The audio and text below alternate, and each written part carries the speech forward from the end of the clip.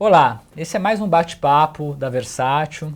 Estou aqui com o Marcelo Miranda novamente. Eu agradeço muito, crítico, pesquisador lá de Belo Horizonte, né, que veio aqui prestigiar o lançamento da coleção Giallo, que foi um lançamento nosso agora de agosto. E vamos falar aí sobre esses 4 filmes que são super representativos, né, desse gênero, né, subgênero do cinema italiano.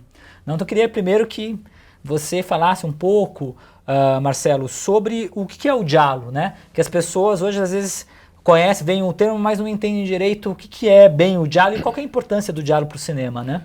Isso aí. Bom, oi Fernando, oi pessoal da Versátil, eu agradeço o convite novamente, a oportunidade de falar de filmes que de alguma maneira são muito especiais para todos nós, né? Porque são filmes que por muito tempo ficaram meio escondidos do mercado, né? A gente precisava encontrar por outras vias, troca com fãs, filme, importação, e agora a gente vai vendo eles circulando, e agora canais no YouTube, enfim, é muito intenso isso tudo. O giallo, ele é um subgênero, né, do cinema popular italiano, que nasce, na verdade, na literatura. Os livros de mistério que eram publicados na Itália nos anos 50 e 60 vinham todos com capinhas amarelas. Não só os livros italianos, mas também traduções de Agatha Christie, de autores de histórias policiais e de assassinato.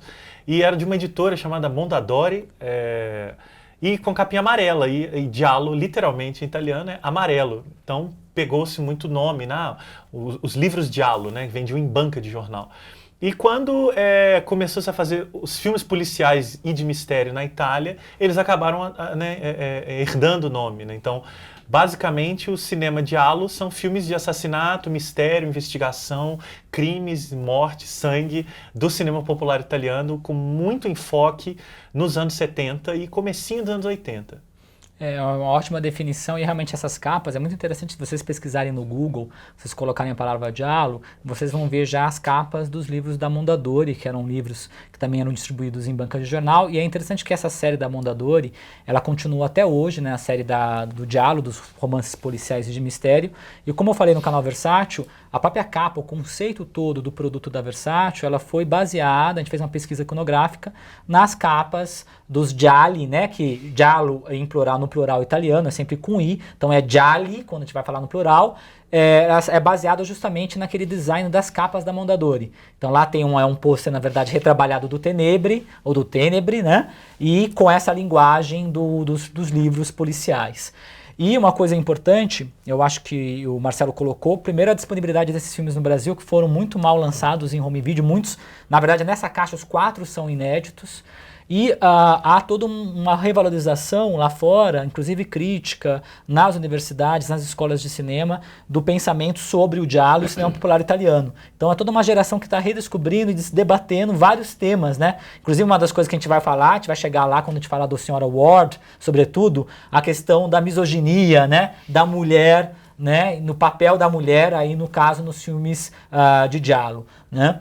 Então, vamos começar a discussão pelo o fundador, né? Eu acho que dessa tradição, desse subgênero na Itália, no cinema, que deu, acho que é o filme que, na verdade, se a Garota que Sabia Demais, que a gente já falou no Arte de Mário Bava, tá lá, o nascimento, né? Mas acho que o primeiro giallo mesmo pleno do cinema, não sei se você concorda comigo, Marcelo, seria Os Seis Mulheres para o Assassino, o primeiro filme da Caixa, e agora numa versão restaurada, lindíssima, em 4K, né? Que pode se observar todo o trabalho, a fotografia, o trabalho de câmera do Mário Bava. Então queria que você falasse um pouquinho aí desse grande filme do Bava. Os Seis Mulheres para o Assassino é um filme de 1964, então acho que ele estaria mais, na verdade, como um pré-giallo, né? Porque ele tem os elementos que vão ser trabalhados depois nos gialli, né? Especialmente o uso da câmera de uma maneira muito operística, né? A violência, o mistério, né? O criminoso de luvas pretas, que é um elemento, uma iconografia muito forte do giallo. E ele talvez, até acho que num dos extras DVD se diz isso, né? De que ele tá caminhando para o que vai ser o giallo plenamente, mas ele já é em si um receptáculo ali de todas essas essências do subgênero. E é muito curioso perceber que o Bava, ele é um precursor sempre de quase tudo ali no cinema italiano, né? Ele vai ser o pai de todos no sentido de que A Garota que Sabia Demais, que, como você adiantou, está na caixa da arte do Mário Bava, já era um pré-diálogo, porque carregava ali a investigação, a mulher em perigo. Tem uma característica muito típica também do subgênero, que é a polícia em geral é muito incompetente, né? Então são os personagens não policiais que investigam os crimes e acabam se envolvendo nas situações. Também já estava na Garota que Sabia Demais. E no Seis Mulheres para um Assassino, isso vai ser aprimorado quase numa abstração da trama, né? Um filme que existe um mote, né? um misterioso diário que contém alguns segredos, que vai passando de mão em mão pelo filme. Mas, na verdade, o Bava usa esse argumento, esse típico MacGuffin do Hitchcock, né? Como estopim para uma sequência de mortes cada vez mais extravagantes, né? Uma coisa que o Giallo vai ter de muito forte é ele criar esse limite da beleza e do horror do assassinato, né? Do assassinato na ficção.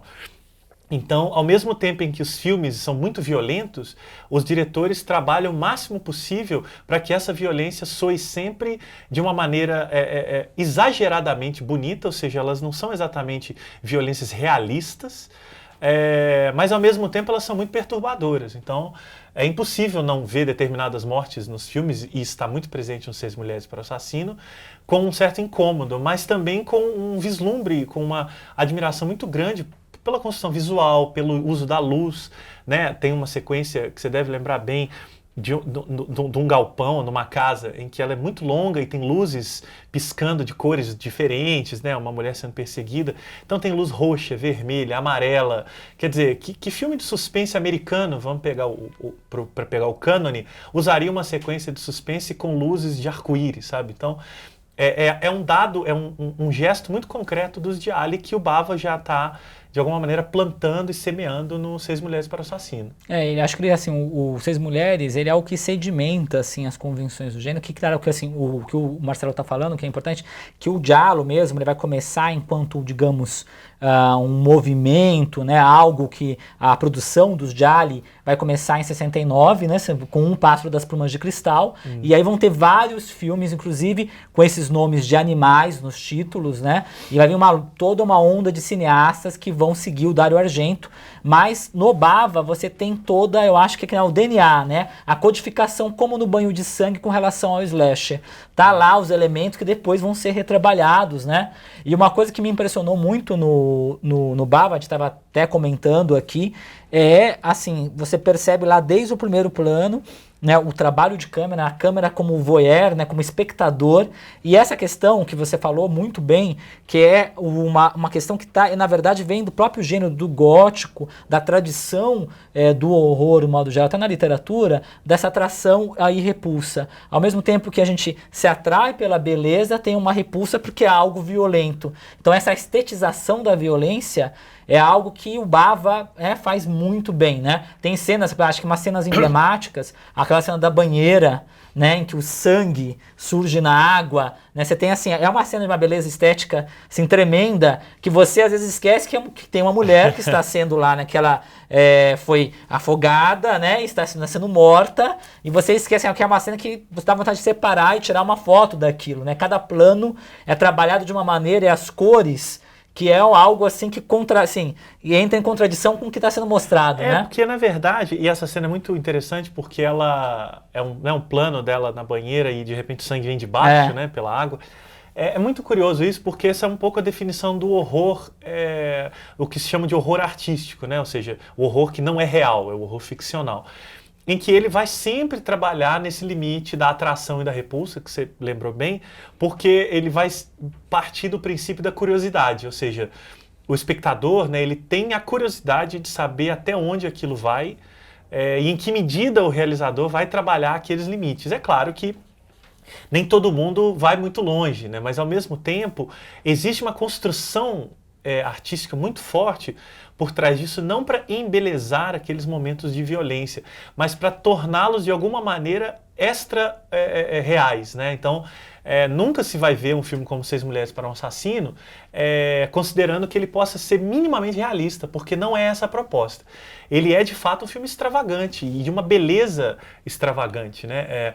O próprio criminoso do filme, né, ele usa uma roupa que parece de um detetive noir, com uma meia cobrindo o rosto, né? E ele é um pouco atrapalhado, né? Isso me lembra em alguma... décadas depois, o que vai ser o assassino da franquia Pânico, do Wes Craven, que é um assassino um pouco desengonçado, né?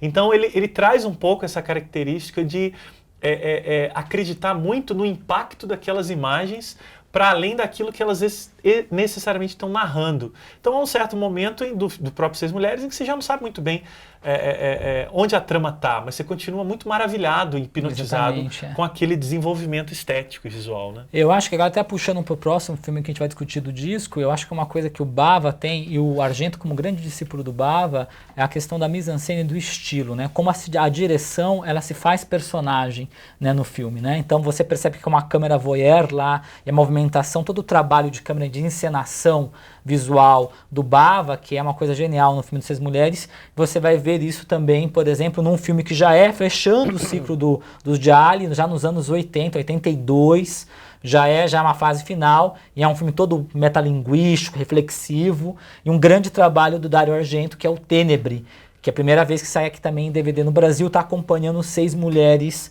para Assassino muito bem, porque você tem o Bava e o Argento, as duas pontas, os dois grandes, né, para ir no mesmo disco. Você tem aí um precursor e um pós, né? Eu acho que o Tenebre é uma espécie de pós-diálogo, é como se você tivesse mesmo os dois extremos, em que o Argento chega já muito experiente, né? Ele já tinha feito os 3 primeiros filmes dele, que formam uma espécie de trilogia temática, fez o Prelúdio para Matar, que é considerado uma das a obra-prima dele. Já tinha passado por filmes sobrenaturais como o Suspiria, que é um filme de bruxa, mas é também um filme com características do giallo. E ele chega no Tenebre muito maduro e já problematizando a própria condição de artista, de cineasta, naquela época já muito reconhecido, muito respeitado dentro do cinema italiano, pelo menos desse cinema popular italiano. E ele, ao mesmo tempo, muito questionado, né? Muito colocado em xeque. Olha, mas espera aí, essa exploração da violência, e essa exploração do voyeurismo, e a figura feminina, né? E, inclusive tem uma cena no filme muito curiosa, em que o protagonista é um escritor, né?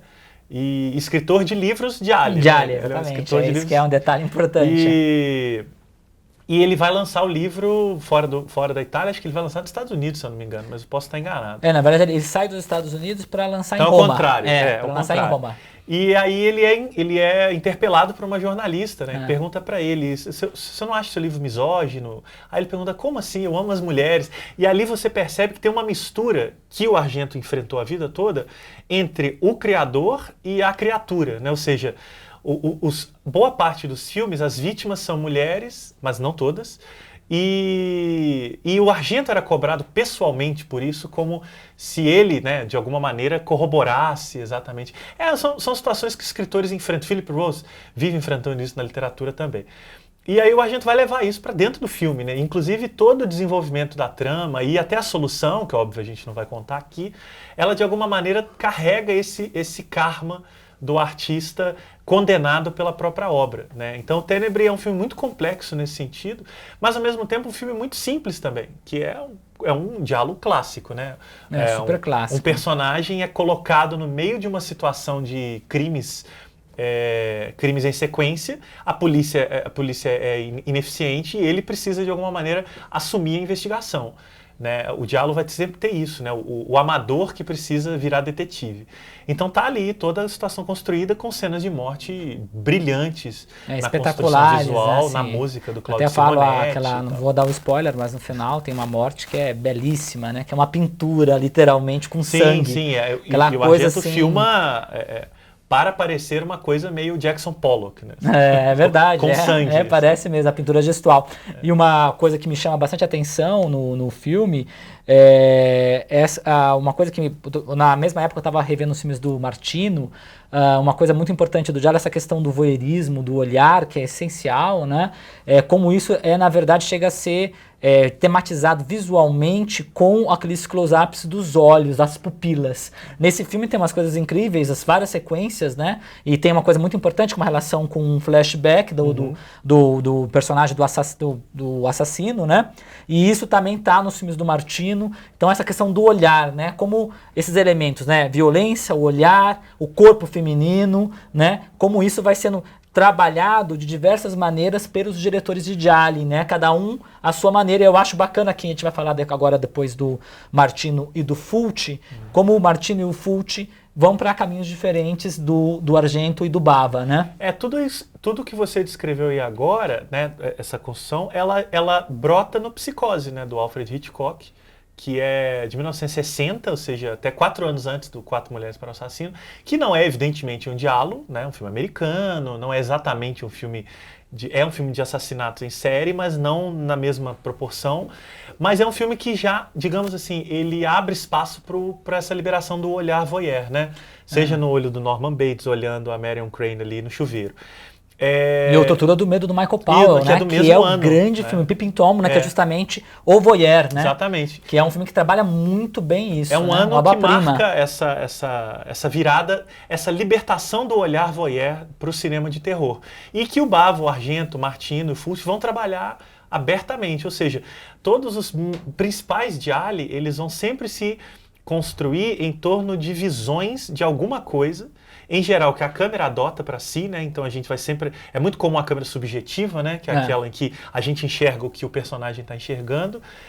E é muito comum também, principalmente nos filmes do Argento, o personagem protagonista, ele ter visto algo e não se lembrar do quê, né? Mas ele tem uma memória de alguma coisa que passou despercebido e que ele só vai se lembrar no final e aquilo vai resolver o mistério. Realmente, isso daí é então, característico do isso Argento. é a essência do Profundo Rosso, é a essência do Ténebre, tá tudo lá. É alguma coisa que sempre tem um personagem que vai virar, mas você não lembra? Ele, tô tentando, mas não consigo. É algo que ele viu ou percebeu, mas que de alguma maneira toda aquela violência em torno dele tá bloqueando.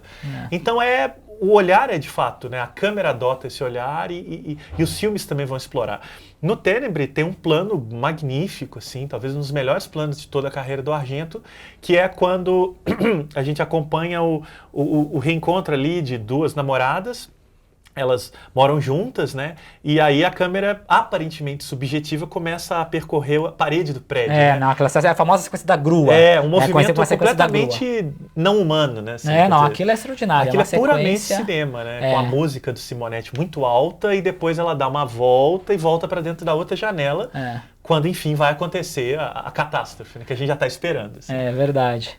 E aí já falando nessa questão da estilização, da direção, da música, né, que é uma coisa que a gente acabou não falando do Bava e do Argento, que é essencial, a música do Rustichelli e a música do Simonetti, no caso do Rustichelli no Bava e do Simonetti no filme do Argento. Vamos entrar no terceiro filme da caixa, que é um filme super representativo, que nunca tinha saído aqui em DVD, também conhecido como Lâmina Assassina, Blade of the Reaper, né, que foi lançado nos Estados Unidos, que é O Estranho Vício da Senhora Ward.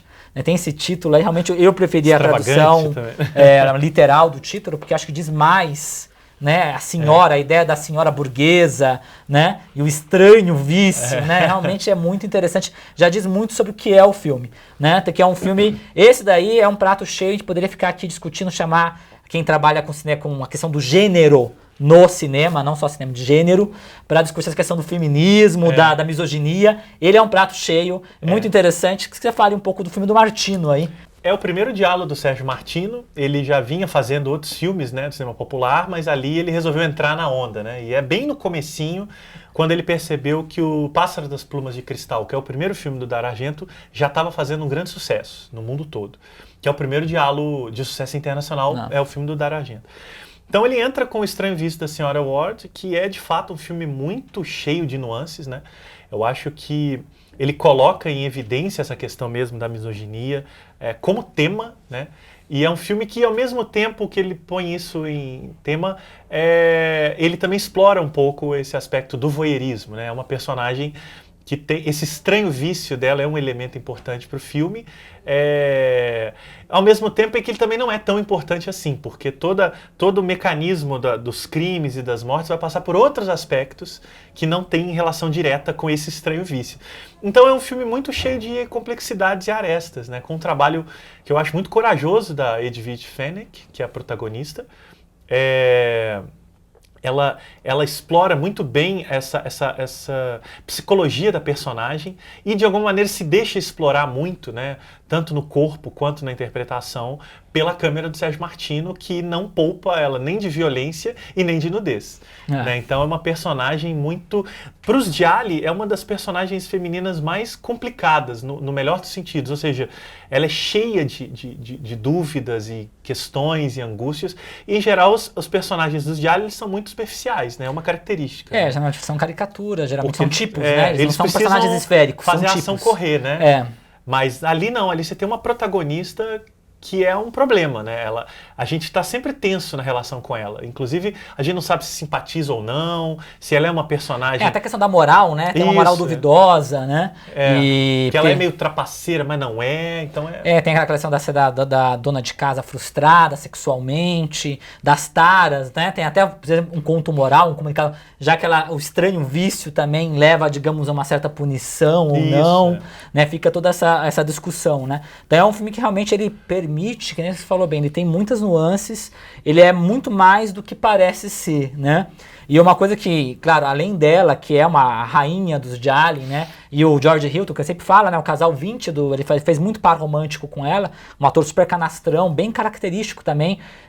Sempre lembrar que o Giallo é um cinema popular, é um cinema feito com baixo orçamento, feito de encomenda, né? Feito rapidamente. Então tem todos esses elementos para se agradar mesmo ao grande público, né? Então as convenções do gênero, né? E o George Hilton é bem a cara mesmo, ele tem sempre nesses filmes do Martino. Mas o que você falou bem da personagem feminina, e esse filme eu acho que tem que ser visto, quem sabe um dia a gente venha a lançar, o Todas as Cores da Escuridão, que é um outro grande diálogo do Martino, em que a personagem feminina dessa mulher sendo, né, com os homens, essa relação com os homens, da vítima dos homens, é muito também interessante, fica também muito bem trabalhado, né? Então acho que o Martino é um cineasta, assim, não acho que eu já coloquei tão canal versátil um mestre como o Bava, como o Fulci e o Argento, mas é um cineasta que tem muito a dizer, né? E tem sequências muito bem feitas, né? Visualmente muito bem, as sequências das taras, dos sonhos, das relações são sequências muito bem produzidas, né? Completamente inserido no subgênero, né, do giallo. Ele de alguma maneira incorpora muito bem os elementos, e no Estranho Vício da Senhora Ward ele trabalha também com uma coisa também que o subgênero vai trabalhar bastante, que é com lembranças, memórias um pouco fragmentadas, né? Então são sequências que às vezes, isso tem muito no Dario Argento também, que elas entram no filme um pouco sem aviso e saem depois, é que elas vão de alguma maneira fazer sentido. Na Senhora Ward, os delírios, as lembranças dela do Estranho Vício são incríveis, né? A sequência do vidro, né? Em câmera lenta. A encenação e como elas são amarradas à trama, né? Como ser feito essa tessitura, né? Dessas sequências na narrativa, né? E eu acho que de todos os filmes da Caixa, esse é o de trama mais rocambolesca. Ele é uma característica muito importante, gente. O giallo, uma característica que é super tradicional do gênero, são as tramas rocambolescas e as reviravoltas. E às vezes é típico. Uma a cada plano. Nossa, e muitas vezes não dá tempo de você entender o que aconteceu até vir outra. A transição é muito brusca, você não entendeu o que aconteceu. E até outra coisa muito importante que eu acho que o Martino está colocando, e que o Bava fazia muito, tem uma ironia também. Sim, você não pode, face value, você não pode considerar aquilo que está acontecendo como se fosse... Tem o final, a situação que vai acontecer com a personagem, tem uma coisa meio irônica, o desfecho daquilo. Na verdade, né? Nenhum desses diretores era inocente, né? Eles trabalhavam com tradições e com cânones, né? Então eles pegavam tudo que eles conheciam de filme noir americano, de literatura B, de cinema de horror, né, de todo tipo, faziam uma espécie de caldeirão autoral, muito extravagante, colorido, barroco, italiano, né? E brincava com aquilo. Então, no caso do filme do Estranho Visita da Senhora Watts, é claramente um tufão de acontecimentos, né? Da Sem metade dúvida. para frente é só montanha-russa. Assim, Essa é uma montanha-russa. loucura. E é impressionante como que o elenco vai junto, né? Todos os atores e mais a Edwidge Fenech estão, eu acho, muito bem, com um misto de fanfarronice com canastrice. No caso dela, um pouco de um certo charme meio decadente, porque ela é uma personagem em crise. Então é um filme muito interessante nesse sentido. Assim. Sem dúvida. E aí temos na caixa um filme que já é bem diferente do Estranho Vício. É produzido no ano seguinte, tá? Praticamente produção quase simultânea, que é o Segredo do Bosque dos Sonhos, né? Tem esse título assim, eu sempre me esqueço, é um título tão exagerado, né? Esse título é... É o título, na verdade, que foi lançado no Brasil. Existe também uma variação que seria o Estranho Segredo do Bosque dos Sonhos. Mas é um título do Brasil. É, o título do Brasil, né? O título nos Estados Unidos, que é o Don't Torture Duckling. E na Itália tem aquela famosa história, né? Porque não se tortura. O Paperino, na verdade, que é do título, o Fulci queria usar sem o artigo indefinido, ele queria se referir claramente ao Pato Donald, que vocês vão perceber, aparecem na história a figura do Pato Donald, mas ele teve um problema com a Disney de usar o nome que é a marca registrada da Disney do Pato Donald. E depois isso volta no Fulci, quem conhece Fulci, o Esquartejador de Nova York, um filmaço do Fulci, em que tem a voz do Pato Donald, né? É bem assim. E ele não perdoou, né? Ele não perdoou. Então, eu acho, o Carlão adorava esse filme, a gente estava falando do Carlão, na Sessão do Comodoro, considerava uma obra-prima do Fulci, e eu concordo plenamente com o Carlão. E é um filme que depois eu vou falar para vocês, depois do seu comentário, que ele tem uma relação, inclusive, com a literatura gótica, que demonstra aí uma cultura humanista dessas pessoas que faziam os filmes de gialli, né? Então, se falasse um pouco aí do filme do Fulci, do famoso giallo rural. Rural. Que é uma exceção no gênero. Exceção. Eu acho também uma obra-prima imensa, talvez um dos melhores filmes do cinema italiano daquele período. Para além de ser um giallo, é um filme essencial mesmo. E acho que o Fulci estava num momento de muita inspiração. E ele é engraçado porque é um filme que começa um pouco... a gente não sabe exatamente o que está acontecendo em nada, né? Porque são cenas um pouco fora de ordem, não na cronologia, mas elas são meio lançadas, né? E depois aquilo vai se construindo e cria-se uma estrutura que o filme vai montar e segurar até o último plano. Eu acho que é muito curioso mesmo ele ser rural, né? Um diálogo... Em geral, o diálogo é vinculado ao urbano, né? Nas cidades, nos becos, nas casas. Ali em campos abertos, né? O Fulci vai para fora da cidade. Inclusive, o primeiro plano é uma rodovia, então é como se ele estivesse na fronteira entre o urbano e o rural. E aí o filme claramente vai puxar a câmera para a terra. O primeiro plano é a terra e é uma personagem enterrando um esqueleto de bebê. Então você vê que o filme assume ali que ele vai falar da terra, né? Da poeira. E vai falar de violência, né? Esse esqueleto de bebê. Realmente assim, é um filme que tem muito simbólico, né? As imagens são muito simbólicas, né? E ao mesmo tempo, ele é um diálogo duvidoso, porque a gente é muito acostumado nos gialli de assassinato, principalmente de mulheres, de alguns homens, mas aí você tem um assassino de crianças. Então, que é um elemento muito pesado e que causou muita polêmica com o filme, né? Além do Pato Donald. Aliás, tem a questão da superstição, a questão da Igreja Católica. A Igreja Católica perseguiu muito tem uma presença forte da Igreja Católica no filme, dentro da trama, né? Não na produção. E o uso da figura do Pato Donald, né? Tem um boneco importante do Pato Donald no filme. Verdade. Ele era uma ideia do Fulci de perda da inocência, né? O título Não se tortura o Pato Donald, que acabou virando Não se tortura um patinho, né? Era um pouco usar esse símbolo infantil como a perda da inocência e que de alguma maneira está dentro do filme de uma maneira muito perturbadora. Isso é uma coisa que as pessoas perdem. Eu venho falando isso no cinema samurai, venho também falando de filme noir. Como as pessoas, quando vão analisar cinema de gênero, as pessoas às vezes ficam achando vê um filme só na superfície, então só pela trama. Então vai ver um filme de terror, vai ver só, veja as mortes, vai ver um filme samurai, vê a luta de espada, o filme noir vê a trama que se resolve, né? E esquece de ver todo o conteúdo, não só simbólico e imagético, mas o conteúdo alegórico, né? Quando na verdade você vê que tem muito mais do que está na superfície. Esse é um filme perfeito disso, porque o trabalho simbólico, o trabalho alegórico do filme, ele tem vários planos, e como o Fulci, o roteirista, e como eles trabalham isso no filme, realmente extremamente brilhante, né? A sequência final, que não vou entrar aqui em detalhes com vocês, ela remete a um famoso livro da tradição do romance gótico, que foi traduzido para a Itália, que é um livro em inglês que chama O Monge, escrito em 1796, do Lewis, que é considerado assim uma pedra basilar do gênero gótico.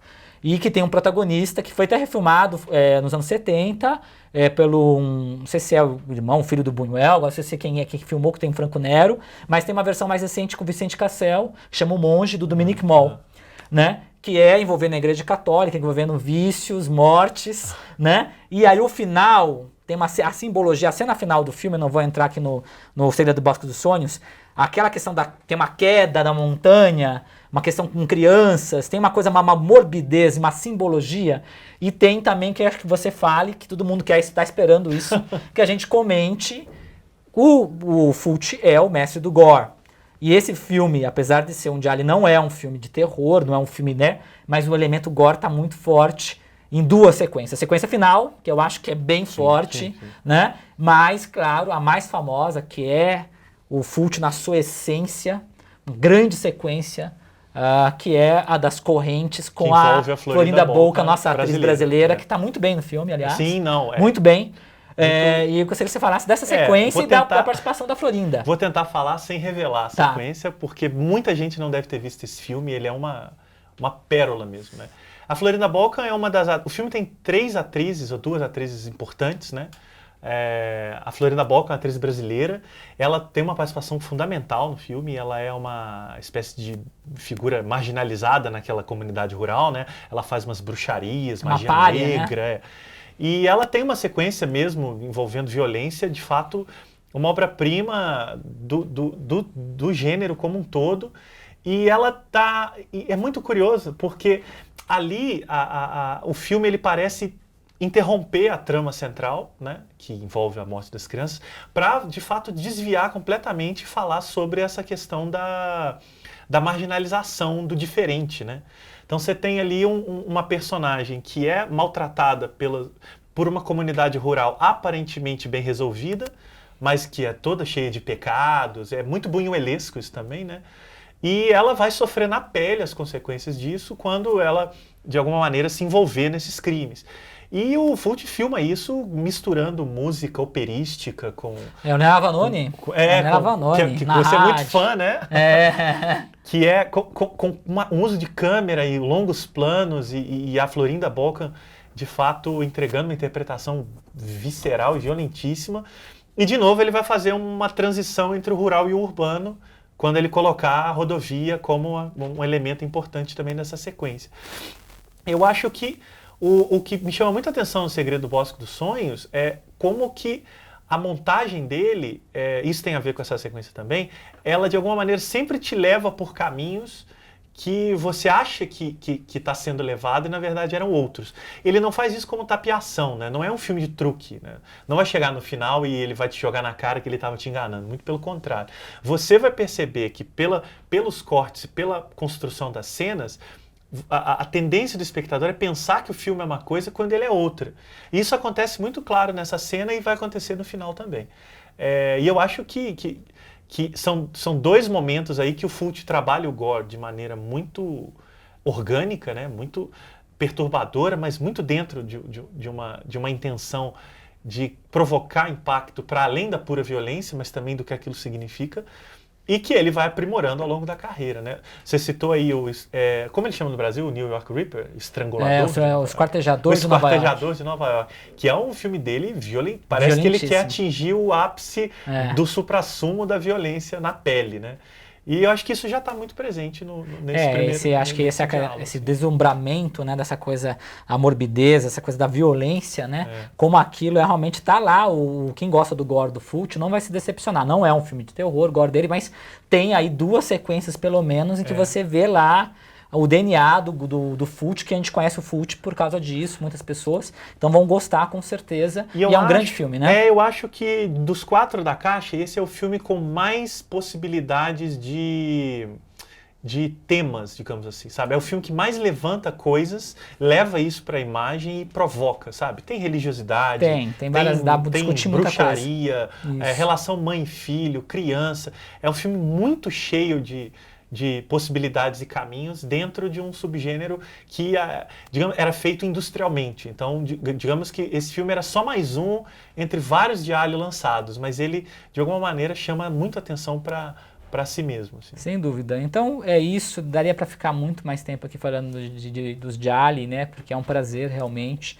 Eu acho, convido a vocês a comprarem essa primeira edição, que é uma edição limitada com cards, né? E a gente espera, né, com o sucesso, esperamos dessa edição, desse primeiro volume da coleção do Giallo, lançar outros volumes, porque tem vários outros filmes muito bons ainda que merecem aí um resgate em DVD com qualidade, né? Então agradeço muito ao Marcelo por ter participado desse bate-papo aqui conosco e a vocês aí por estarem prestigiando esse resgate do cinema popular italiano que a Versátil vem promovendo aí nos últimos meses. Então tá certo, muito obrigado e até o próximo bate-papo.